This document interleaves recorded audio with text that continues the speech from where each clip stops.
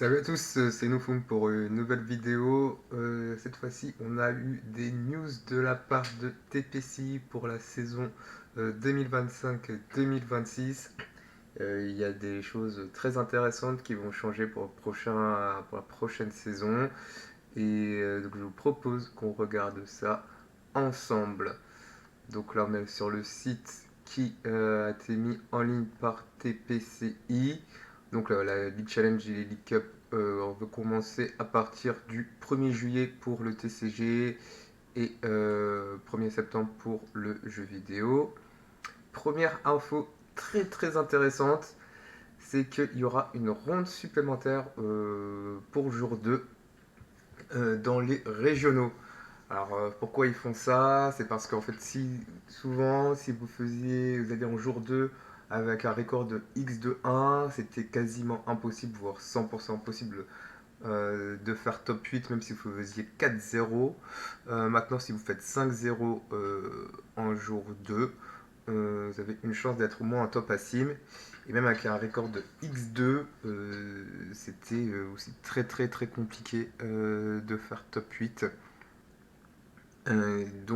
Cette ronde en plus, au moins top Assim, cette ronde en plus va permettre aux gens qui font jour 2, à toutes les personnes qui font jour 2, d'avoir un shot à aller en top Assim, même avec un perfect record. Welcome change, je suis vraiment très content. Si on peut jouer plus de Pokémon, c'est cool. Et c'est vraiment sympa qu'ils ont écouté le feedback des joueurs pour ça. La seule chose qui change, c'est que du coup, le top Assim, au lieu d'être expand jusqu'au top 32, ce sera jusqu'au top 16. Mais je ne crois pas qu'on a eu un top Assim qui allait au-delà de 16 joueurs cette année. Donc je ne pense pas que ça change grand-chose.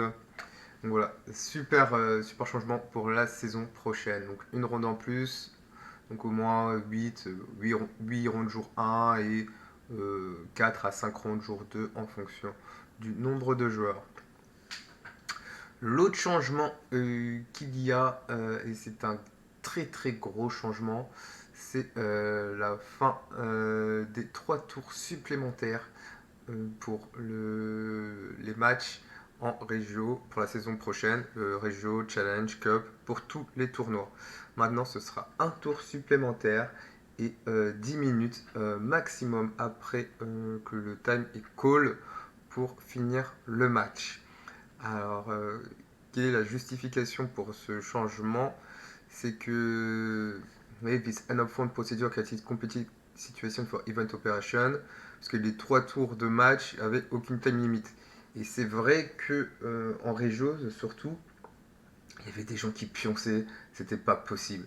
Euh, le match, nous on a pu finir ton match en les 45-50 minutes.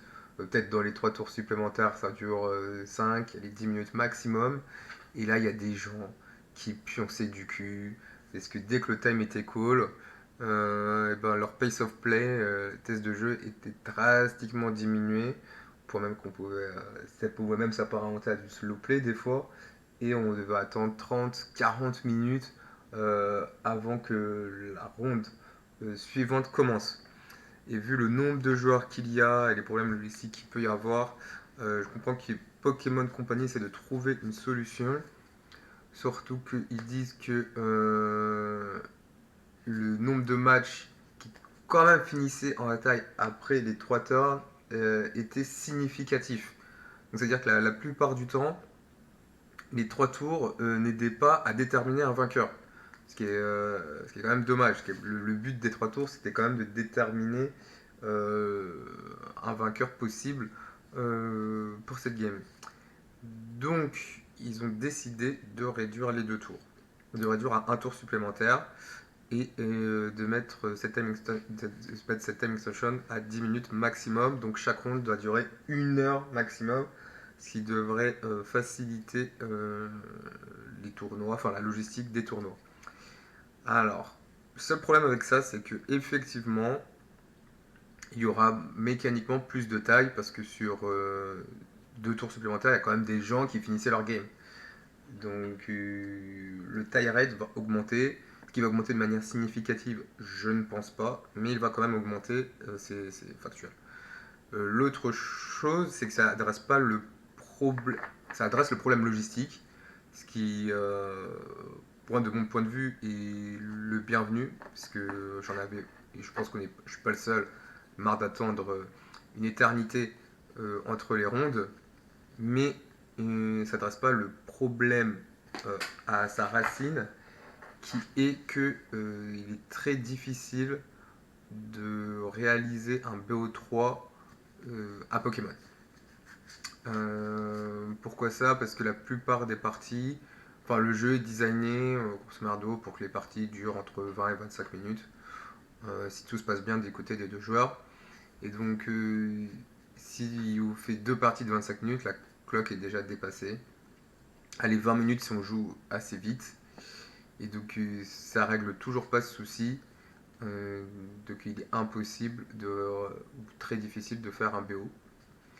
Alors la solution à mon avis c'est de faire 55 minutes ou 1 heure plus un seul tour supplémentaire qui dure 10 minutes maximum. Pourquoi? Parce qu'on peut essayer de squeeze 3 games en 20 minutes, voire une game qui dure 15 minutes ou 3 games qui durent entre 15 et 20 minutes, ce qui permettrait en 55 minutes, 1 heure, d'espérer finir son BO. Et c'est pas la solution qui a été retenue, on reste quand même sur 50 minutes, ce qui est un peu dommage. Ils ont fait les choses à moitié, ça va dans le bon sens pour la logistique du tournoi, mais ils n'ont pas pris forcément en compte les contraintes du jeu actuel et de comment Pokémon est joué actuellement. Donc j'espère que d'ici le début de la saison, ils changeront les règles du time. Je pense pas que ça se fasse. Donc on va rester sur ça pour la saison 2025-2026. Donc il va falloir jouer vite ou il va falloir être très bon dans la gestion du temps, c'est-à-dire savoir se couper très vite ou être bon dans le gentleman agreement jeu. Ce qui est un peu dommage parce que tout ce qui est gentleman agreement, donc pour ceux qui ne savent pas, c'est essayer de déterminer un vainqueur pour la partie euh, pour éviter une égalité. Donc ça peut être par exemple à la game 3, on dit que si j'ai plus de prix que toi, je gagne. Si tu as plus de prix que moi, tu gagnes. C'était aussi quelque chose qui faisait que les matchs s'éternisaient parce que les gens essayaient de trouver, oui, ou Board State, etc.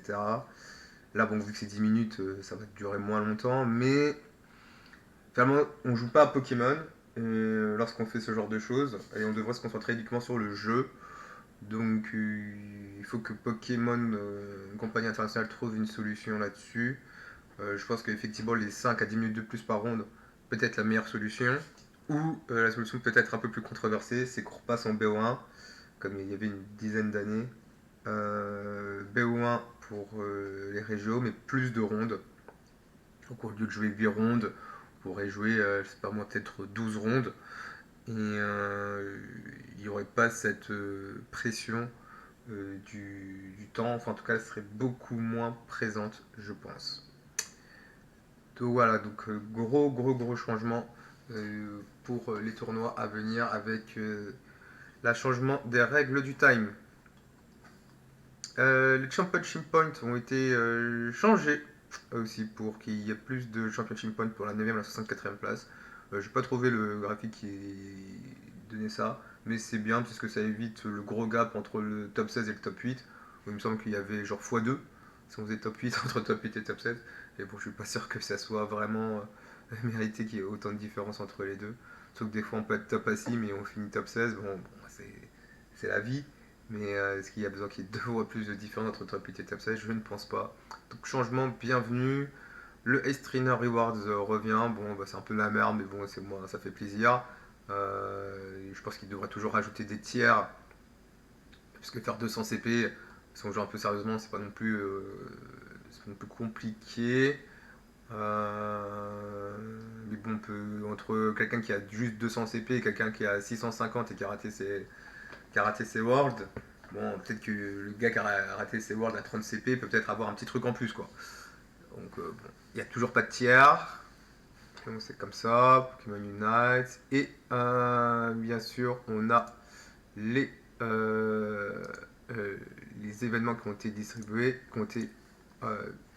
les événements européens qui ont été annoncés et les invitations pour la saison prochaine. Donc on a 10 invitations de plus, 135 masters en Europe.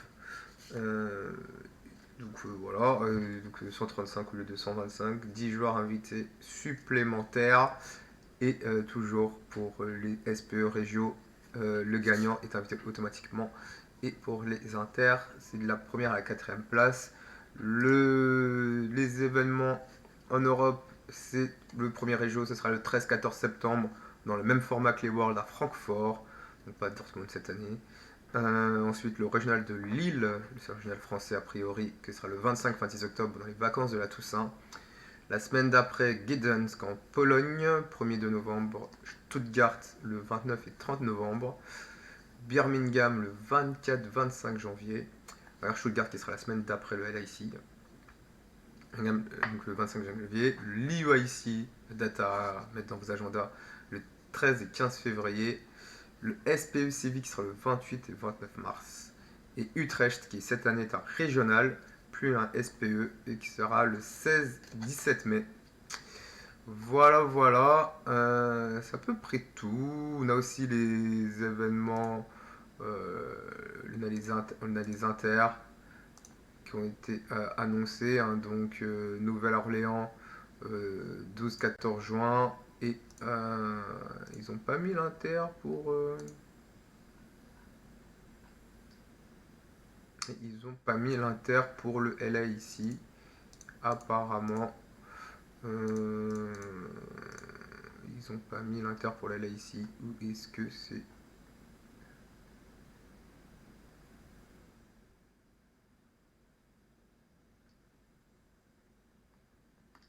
Je vérifie. Mais non, il n'y a pas l'inter pour la LA ici. Il n'a pas été annoncé. Donc, ouais, ben non, bad.